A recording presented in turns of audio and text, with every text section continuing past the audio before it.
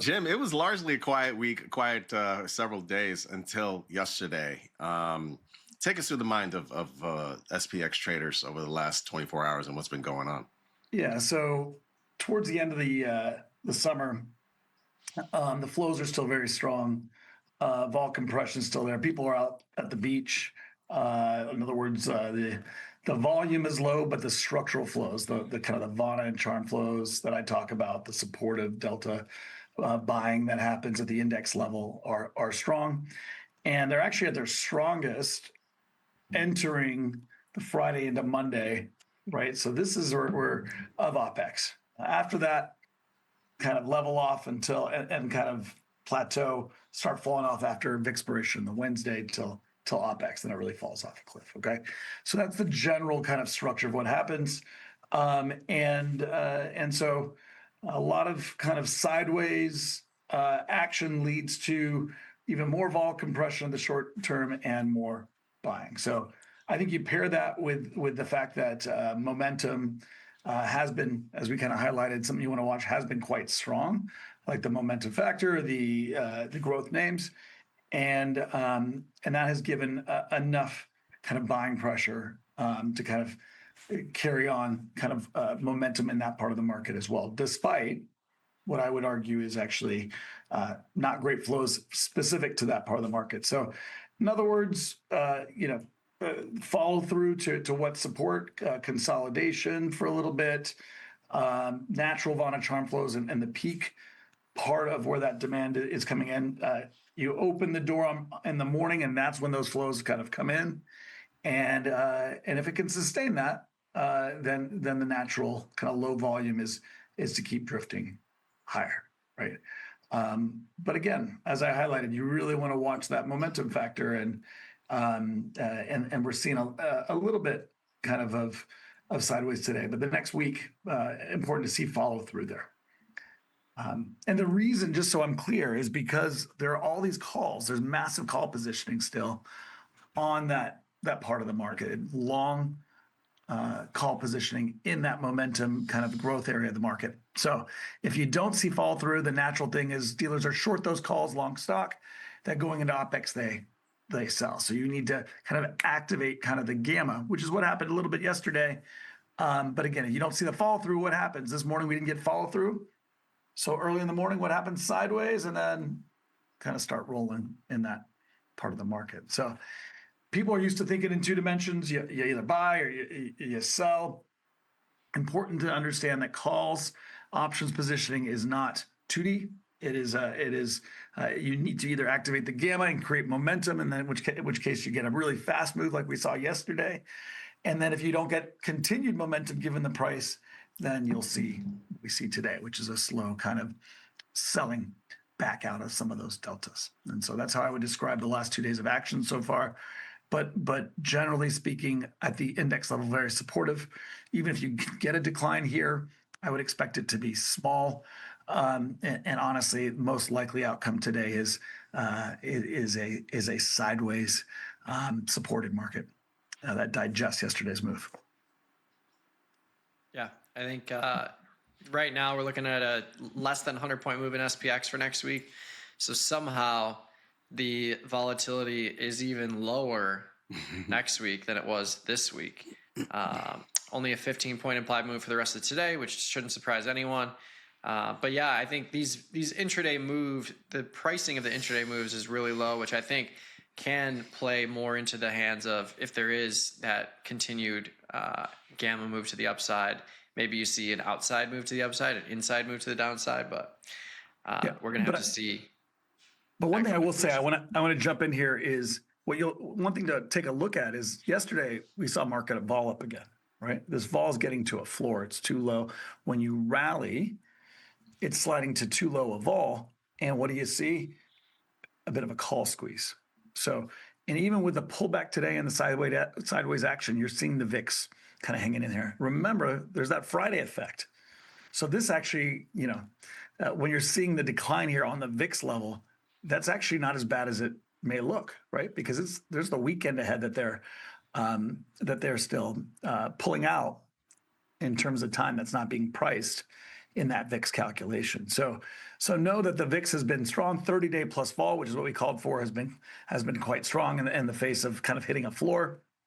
Meanwhile, market's not really net going much of anywhere, and the net effect is you're getting selling straddles in the very front, meaning days, first week, even a couple weeks here is actually performing decently well. So that calendar thesis we've talked about, we'll start buying that vol that's longer than 30 days, being short. The shorter dated stuff is actually been working quite well. Yeah, I mean, as Mike just showed, looking at the VIX term structure, there's about $2 and change difference between month 1 and month 2. And of course, August VIX is expiring next week. August opex next week. Typically, you would think it'd be quiet for August, but you say that it's not necessarily the case. Important concept here. So the month before a quarterly opex, that expiration tends to be a very important expiration, and the month of opex tends to be historically the ones where risk can really appear. So this August to September cycle for the monthly expirations, February opex to March opex. Anybody remember anything that might have happened exactly Feb opex to March opex at some point? Anyone? This is the COVID crash, literally day to day. I don't know if people know that or not on here, but the day after Feb opex is when the COVID crash happened. The day after March opex is when the V bottom started. That's not a coincidence. By the way, we knew about COVID in December. Market rallied right to Feb opex. And it's like not to say that. I remember there was this huge bullish move on September, through September 3rd. It was a huge move. I remember that in 2020 for sure. Yeah. So you get these very important kind of cycle moves. Why might that happen? Why is that important? Is it just random coincidence, data mining? No. All the big positioning is in these quarterly opexes. The skew, the risk is concentrated, that positioning in those quarterly opexes. So see that peak right there? I think that's September, the one. No, not that one, Mike. To the right, to the other way, the right. Yeah, right there. That's that. I remember that. Yeah, I remember that. So the big idea here is that can be supported if you get through these first 2 weeks of the cycle or 3 weeks of the cycle. Yes. That becomes vanna charm support.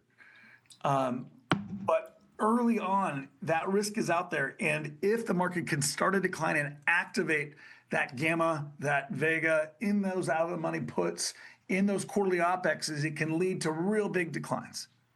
Okay? And I'm not calling for a crash. This is not like, up, down. This is, be aware that these cycles, as you come out of the August opex, can often represent tops, short-term tops, that then lead to a meaningful decline. They are riskier than usual. Again, if you get through the first 2 weeks of, at the end of August here, and things are kind of sideways and muted, it can eventually turn to support as the vanna and charm flows, the delta buyback from the hedges comes back in.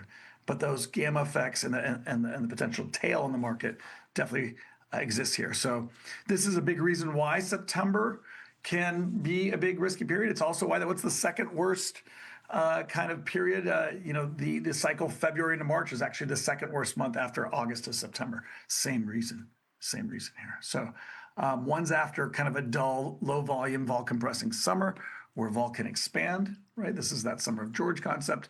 One is after a very supportive December, Santa Claus, January effect kind of period where you tend to have the ability to retrace in Feb to March. So these are important kind of months. Again, November, December is a little different because it's at the end of the year, and there's a lot of big structural flows that are, what do we call re-leveraging effects at the end of the year.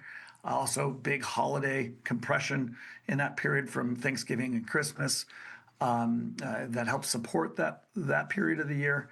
And this other one falls in the summer, right, May to June. But the sell in May phenomenon is really tied to that mid-May to June. So really, these three monthly cycles are incredibly important for the reasons kind of we mentioned, and more important than ever. I'll highlight because the vol and options positioning is dramatically bigger than ever. Yeah, you've been talking about the summer of George for a while. Summer's almost over, man. I mean, what are you going to do? I know. Do you have a name for the fall? Well, do you have a name for next summer?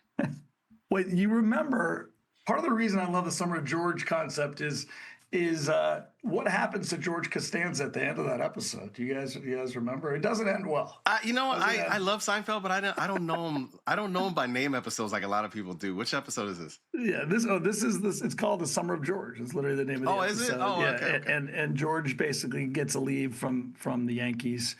Gets fired. The Yankees gets this paid leave, and he's like, That's right.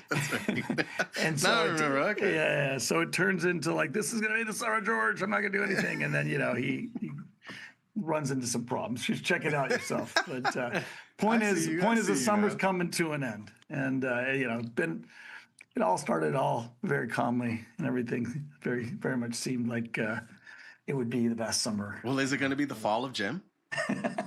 I don't know about the fall of Jim, but the fall of markets. Yes, usually you get some interesting volatility because, as we've talked about, that vol compression goes away after the summer because people come back and other volumes increase, and the vol compression, which is dominant during that period, then becomes smaller and less pinning. And so there tends to be a mean reversion, and that vol increase tends to kind of create some wider ranges and introduce potential risk. Well, we got some preview catalysts, right, Mike? I mean, we got in under 2 weeks here, we got NVIDIA earnings. We'll see what they say about CapEx and about free cash flow. We got, the Fed meeting, Warsh again, who hasn't really said much, but yet without saying much, somehow it's affected markets in a couple of ways. And these are all on the other side of VIX expiration and on the other side of August opex. So we definitely have the catalysts coming up, and another holiday, right? Which we're sure to hear stuff over the holiday of what the hell is that damn holiday? I should know. My daughter's birthday's right on time. What is it? September 5th, 6th? What is that? Labor Day? Yeah, thank you. Labor Day. A long weekend. I mean, there's no way we don't hear more news about possibly the war. Who knows what else? So we definitely have a setup here. I'll also highlight a couple quick other things. In the last 3 midterm elections, SPX has fallen 10% or greater. Midterm elections, September 19th, 2014, September 20th, 2018, August 16th, 2022. Each one of those was the beginning of a more than 10% decline, and it's the last 3 midterms. That's not a coincidence. One of the actual declines start September 19th in 2014, which is opex day. September 20th, the day before opex of the September cycle, and August 16th, the day before VIX opex. That's an August one. So point here is all 3 of those declines started either the day before or after VIX or opex itself. Not a coincidence. Okay, so again, it doesn't always happen here in August. It could wait till SEP opex and after the vanna charm flows to a final supportive, and then you go. But these 2 cycles in their own way tend to be very dangerous, and so not all days are the same. Certain days matter more, especially nowadays that options expirations have bigger and bigger volume and are more dominant in terms of the flows. Well, Jem, the people are frothing at the mouth for a trade idea. I know we've talked about this before, like call calendar spreads and SPX to kind of articulate this, but you can see it. I think this is a pretty clear visual here.